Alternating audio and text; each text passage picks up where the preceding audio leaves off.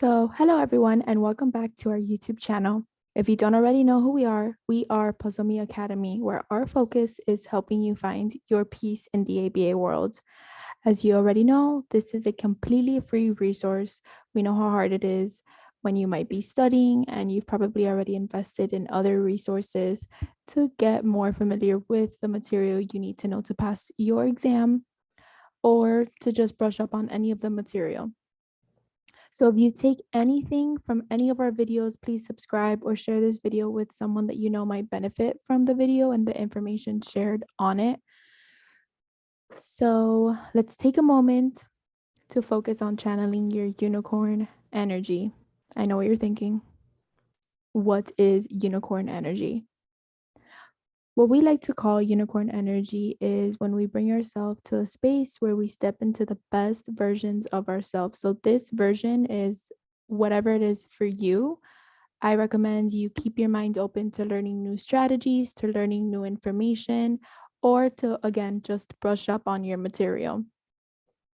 So whether you're studying for your RBT exam, BCABA, or BCBA exam, and like I said, even just brushing up on your terms of understanding the ABA concept and how to implement it, I want to personally congratulate you for going above and beyond for the ABA field.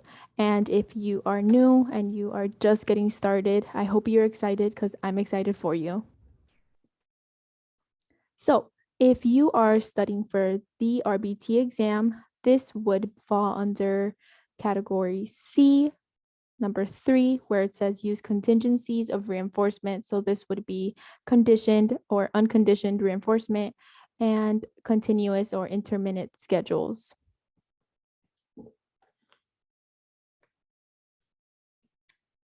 And then if you're studying for the BCBA exam, I'm not 100% sure which one would be for the BCABA, but I will make sure to link it down in the description of this video. Oops, sorry guys. We're already starting off rough.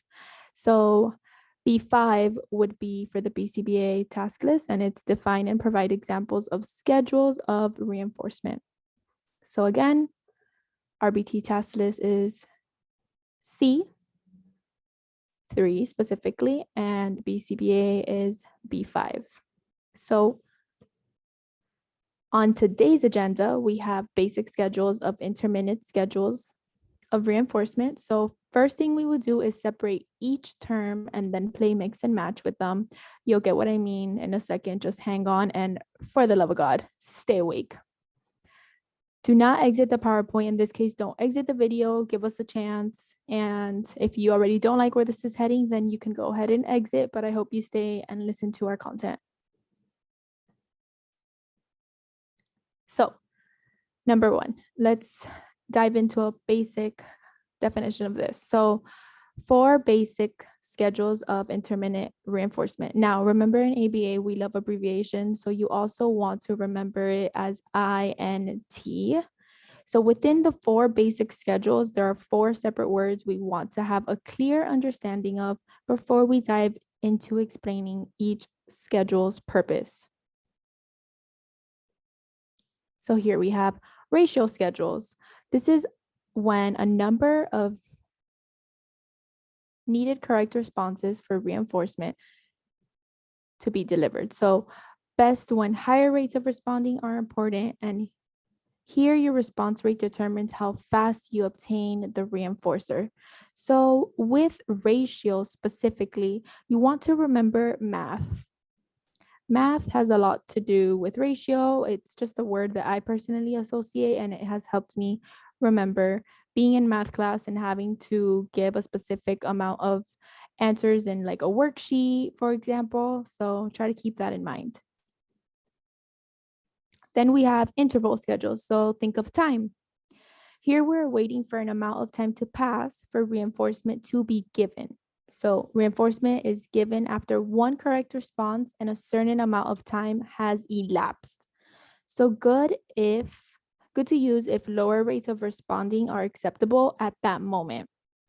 So if you want to just slow things down, or you're in you're working with an individual that is doing something at a really high rate, this would be a good method to use because maybe what they're doing is not necessarily bad. They're just doing it at a really high rate and you just want to slow them down a little bit. This would be something that you want to implement without having to completely extinguish whatever it is that they're doing. Then we have fixed. Here we have a set rate of time or rate criteria. I read that backwards. So yes, criteria is the exact same each time. The client at this point knows when they'll receive reinforcement, and fixed schedules are more easily extinguished because this is when you might be working with an individual and you're using a fixed schedule. They might get to a point where they say, hey, aren't you going to give me a cookie? Or aren't you going to give me a sticker? As soon as you stop giving them a sticker, that schedule can be easily removed and switched to another one. So that's why it is most easily extinguished. Then we have variable. So this is rate or time requirements are open to change for all responses. So criteria are set to an average and it can vary each time. So variable schedules are more resistant to extinction. Why? Because the individual is already used to not knowing when they will receive reinforcement. Now, this is what I was talking about, mixing and matching them. Here we have fixed ratio, also known as FR. It's important you also know it as FR. Like I said, ABA, we love abbreviations. So fixed ratio simply means that we have a set number of responses that have occurred before reinforcement is provided. So here we're not taking any exceptions, okay? We're not lowering our standards here. We set a fixed schedule. So at this point, we want a specific amount of responses before reinforcement is given. So with FR schedules, we will likely see a post-reinforcement pause. So after the pause of responses, steady rate of response resume. Keep in mind that the larger the ratio, the longer the post-reinforcement pause will last. Think about it like this. When you're working towards something and you finally get it, it's only normal to give yourself a little break before you get back into your work mode. So post-reinforcement pause is basically a brief pause before client starts to work again. It's completely normal and completely predictable. Sometimes before we implement any of these schedules, we might even want to let parent know that that is completely normal. It doesn't necessarily mean that this is not working. Also, the smaller the ratio amount, the shorter the post-reinforcement pause will be. With VR schedules, we have a high rate of response. So with this type of schedule, we might want to use it when we are first teaching something to create some sort of excitement by the client receiving reinforcement. It doesn't have to necessarily be a client. It could just be an individual. Next, we have variable ratio, also known as VR. So yes, you have to remember it as VR, at least that is my best recommendation to you. Here we're looking for variable number of responses that occur before one response produces reinforcement. So here the client does not know when they will receive reinforcement for the responses. So this is known as the strongest basic schedule of INT reinforcement, aka intermittent reinforcement. I'm probably saying that wrong, so I apologize in advance if you've heard it differently somewhere. Again, I'm probably saying it wrong. So here we have consistent, steady rate of responses. No post-reinforcement pause is seen in this type of schedule. So in a graph, remember that it'll look like almost a straight line going up because of the no pauses and high response rate.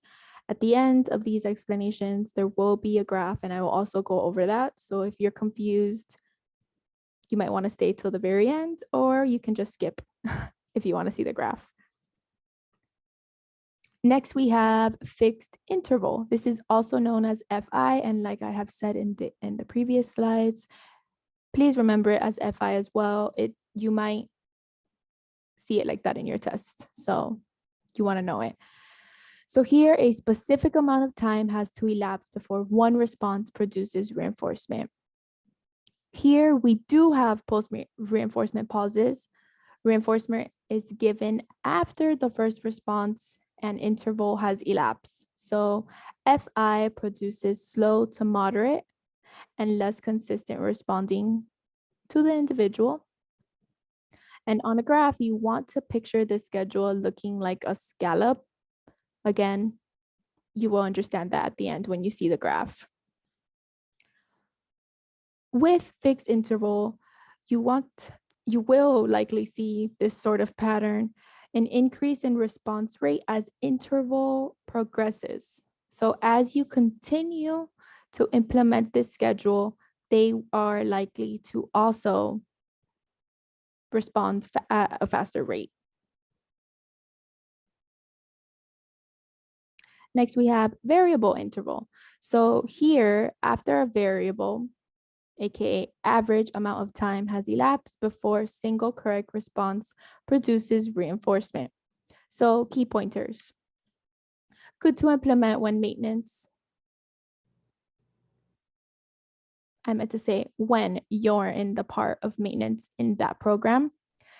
Here we have low to moderate rate of responding. So on a graph, you want to remember that this is almost like a straight line, but not going all the way up. It'll just be a straight line. Versus VR, variable ratio, it is likely to look almost like a straight line going up.